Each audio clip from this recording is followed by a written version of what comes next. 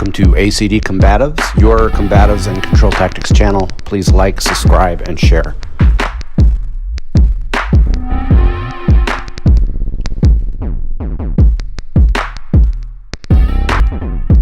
Guys, Coach Kurt. So this is Pepper Spray 101. It's going to be more generic than I've done one or two other videos about pepper spray.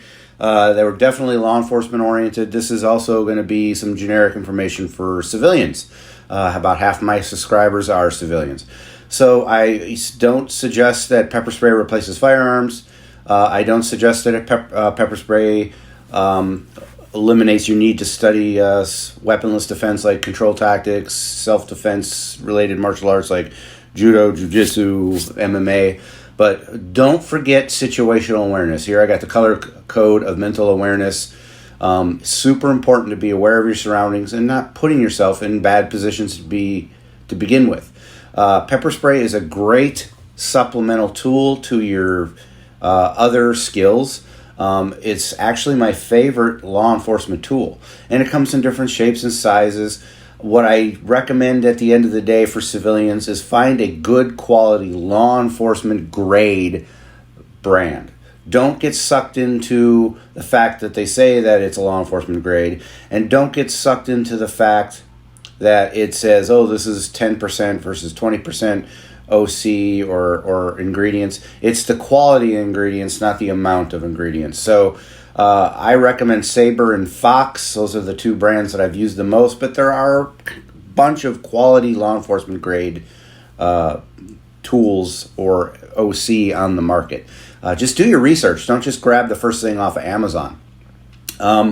It's important to know certain things about OC. You need to know what you're legally able to do in your area for self-defense. Generally speaking, as civilians, your first obligation is to flee if you can. Now, we see on the screen those tiny little keychain or pocket-sized OCs. I do not recommend those type of OCs.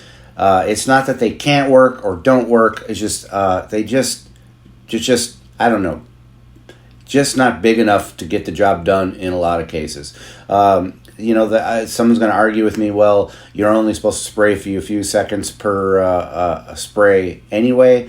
I agree, but I just don't trust those little tiny sprays. Plus, they'll get lost in your pocket or your purse. You see a flip top on the screen right now.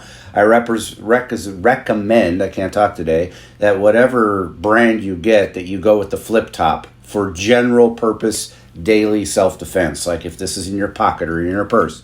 And we'll talk a little bit more about that. I carry a firearm off-duty because I'm a cop, but I also recommend that Joe Citizen exercise their Second Amendment rights. But training is super important, and other avenues. If you can't run and you have to defend yourself, maybe it's not a deadly force encounter and you shouldn't or couldn't or can't use your firearm, and you don't have good martial arts skills.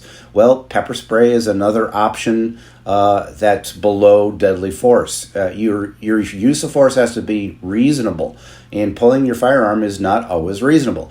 Now, you see on screen home defense. I'm not suggesting for a second that pepper spray isn't good for home defense. It can be.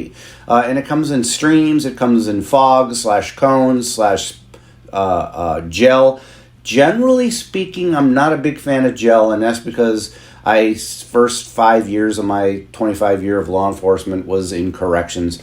And there's institutions that started using gel because it sounds great on paper, because there's less secondary contamination. I mean, pepper spray can hover and float, and secondary contamination to officers or yourself. And gel sounds great to eliminate that, except that inmates were wiping it off their face and flinging it at the officers. That's not to say that is going to happen in a home invasion or home self-defense situation, but if you got like 2, 3, 4 big guys storming your house in a home invasion, the last thing you want to use is just pepper spray. There's a good argument for an AR-15 right there. If you're an 8-month pregnant woman and 2 guys break in your house with sledge or baseball bats and crowbars, you rather just shoot them with an AR. It's a great equalizer. But back to pepper spray. See how they have flip tops and clips. If you're going to go for a walk or a jog, something like this is good. We're going to cover bear spray in this video. And it's not that you can't use bear spray on people. And bear spray is pepper spray. It's just usually comes in a much larger container, and it comes in an extreme high pressure fog, so it's easier to hit a charging bear in theory, or a cougar, because that's how this video came up. I had a civilian woman ask me about a problem she's having with a cougar near her house, where it's actually putting it put a dead deer up in her tree. That's a danger sign right there, because that's its food source, and it's going to be pretty pissy if it thinks you're interfering with its food source. And I'll throw a clip of a cougar attack, how the guy was able to just keep backing away and yelling at the cougar, and luckily for him, it didn't attack. Guys, cougar attacks, and bear attacks for that matter, are extremely rare. They do happen. But you see here on the screen bear spray being used, how much of a fog it is. That's great for self-defense scenarios, not only against animals, but people. In law enforcement, you use a stream because it's more accurate and less chance of contamination. Now, here's that cougar attack I'm talking about. If I gather correctly, he accidentally stumbled upon this cougar with its cubs, and it's a mama cougar being very pissy and defensive because he came too close. He scrambles at him a couple times, gets pretty close. He postures up, or she postures up quite a bit. If she wanted to attack him and like eat his soul, she would have. I think she was just like, get the hell away from me and my cubs. He did not have a firearm. He did not have bear spray. I recommend to anyone that's doing any hiking or mountain biking outdoors to do that. Now, there are two ranges you need to be concerned about. Right up on their chisnet, right in their business, you're safe here. You're definitely not safe in this range. This is the punching range. Or you're safe way out of that range. So let me introduce you to my little friend, pepper spray. It is way underutilized in law enforcement today. Now, I know I've put out videos where a guy is like spraying the crap out of the bad guy and it's not working. He's wiping it off and he's attacking, and the other officer out of baton and can't get any swipes in, and it looked like a monkey screwing a football, and it was a complete fiasco. If you don't know which video I'm talking about, contact me and I will send you a link or what have you, or you can scroll through my past videos. I'm not saying that tools are bad. They're good. But maybe it's because I grew up in corrections. First 5 years of my career was in corrections, where pretty much all we used, other than our fists when we had to, was pepper spray. Because a lot of times in corrections, whenever possible, we would try to engineer the contact. For example, cell extractions, what have you. And we use pepper spray. Now, since this is a conversation about pepper spray, I'm not going to get into percentages and all that kind of stuff. That's boring. And all that information is on the internet. There are basically two sizes that you should consider usable for everyday use. I'm talking not just for police, but for civilians. There are some quality brands out there. I'm a big fan of Fox and Sabre. Those are the two brands that I endorse. There's other good brands. It's just that from personal experience, I use Fox and I use Sabre. Right now, I pretty much use Fox. They're both great brands. So generally speaking, just like firearms, you buy a good quality law enforcement grade brand. That's what I'm saying. You've got this small container right here, which is what you'll see me carry on my belt on duty. Females, you can put this in your purse. Males, you can put this in a pocket. Off duty, I carry one in my pocket. And it's, I wear Dockers or whatever, you can't tell. Perfectly good size. Or maybe the step up, it's about twice the size, 4 ounces, and this is like 2 ounces. Guys, those little keychain models, if you're a civilian, don't ever get that. Those are crap. You are going to want the flip top for security. And I'm a big fan of the Stream. We've talked about this before, where the Stream is more pinpoint. I guess if you're a civilian, the fog isn't bad, but there's secondary contamination. There's more of that going out. If you're a police officer, it's more of an issue than if you're a civilian. But I'm a big fan of the Stream. A quality name brand such as Fox or Sabre, and the Stream. And you want a water-based carrier, because otherwise it can be flammable. If you go to Taser's website, they have a list, or maybe back in the day they did. I don't know. I haven't been to the website forever. Back in the day, you could get a list of approved products. But generally speaking, it will tell you that it's water-based or non-flammable on the label. And that's what you want to go with. That's more of a law enforcement thing, because then you end up, using your taser on somebody and there might be a spark and cause a flame. I worked at a prison where that happened, where the product was mislabeled and the inmate caught on fire for a few seconds, and it was chaos. But it definitely had the mental effect on the inmate. He was freaking out. Back to this. Pepper spray, guys. What I'm saying, what is so great is you don't have to be a ninja. You can be in that safe range from out here and spray somebody and not have to be anywhere near them to make that contact. For example, I'm like, sir, you're under arrest, and you turn around, put your hands behind your back, he says, screw you. You're like, last chance to do it. He starts stepping towards you. You spray him in the face. There's patterns and everything instructors teach, guys. All that is BS. Just douse the face for a few seconds. Back in the day when I first started in law enforcement, we didn't have pepper spray. We used mace. And then I used to teach, or they taught us, you spray to the shirt and then rise up, because then the fumes of the mace would continue to rise in their face. Guys, this is not a chemical product. It's Capsicum, which is natural product. Peppers, basically, hot peppers. Capsicum or Capsicum. I never pronounce it right. You get the idea. Look it up on Google. So get back.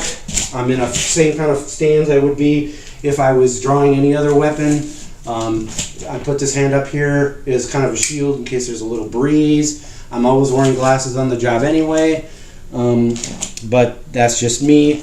I recommend that you wear safety glasses on the job, especially since I had my eye injury. I'm way more freaky about that stuff. But back to the pepper spray. Stop, get back, spray the face, and redirect. Move yourself, move your ass, because according to the Department of Justice for the state of California, 89% of society is affected. Now, guys, 85% or 89%, excuse me, is a damn good percentage. It's better than a taser use, and it's actually better than firearms. Problem is, affected to what degree? I've seen pepper spray kick in almost instantly, where the person's like, and they're freaking out and they don't like it. And I've had people like, oh, now I'm pissed, and it's really bothering them, and they're doing this kind of stuff, but they can still kind of fight. So what I recommend is to spray and then move. Maybe pull out your baton then, and it's like, get on the ground, and they turn and come at you. Maybe you strike them. Maybe you're like, I said get on the ground, and you're keeping your distance from them and angling. Just like when you firearms, shoot, move, communicate, you're doing the same thing with your pepper spray. Spray and move. Now, guys, spray the guy once for a few seconds. This one's already almost out. This is an inert model. And then that's it. A bad guy, if it's not going to kick in the first 10 seconds, it's probably not having the effect you want to have. It's an undesirable effect, unfortunately. It just doesn't always work. It usually always works to some degree. To what degree, I don't know. That's individual. I've seen inmates back in the day that would just like, yeah, no problem. I put that stuff on my food. Bring it, And others freaking out. Every time we trained back in the day, we were sprayed. When I went to the academy, we were sprayed. And then you had to make an arrest. Well, sprayed, fighting a guy in a red man suit, putting cuffs on him. And that's so you know how you are affected. It's really important to know how you were affected to it. It's just why in law enforcement, if you carry a taser, at least back in the day, you would get tased. Not so many agencies do that anymore. Anyway, spray, drop the can, and move. Reassess. If he's turning towards you and recalculating the situation, maybe like I said, get down! Like he turns for you and starts coming up with those assault indicators, or saying something like, I'm going to kick your ass, or I'm going to kill you, or I'm not going to jail, or whatever the pre-assault indicators are. Maybe he's got a weapon, and at the very least, you've got weapons. though there are other weapons on scene. So you don't want him to be in touching range unless you have calculated that move. Like, I have to arrest him, so I have to move in and get to him. Guys, like I said, this is a safe range as you're entering, and this is a safe range. Clinch range is super safe. Now, you got to train the clinch range. This is why I emphasize, guys, the pummeling and the clinch is so damn important, because when I'm in clinch range, all my tools are now in clinch range too. So, guys, I guess at the end of the day, what I'm saying is, don't forget your great tools. Don't overuse them. I know that in my videos previously I talked smack about some of the tools, only because they're being overused in law enforcement. And it bothers me. And please don't forget your pepper spray. It is my favorite tool of all the cool tools we have. Other than your brain and your gift of gab, this is a phenomenal tool for law enforcement. Guys, if you have any questions, contact me. Again, don't forget about the awesome tools we have. Just don't overuse them, and definitely don't underuse them. And at the end of the day, reevaluate the pepper spray. It is an amazing tool. All right, guys, take care and stay safe.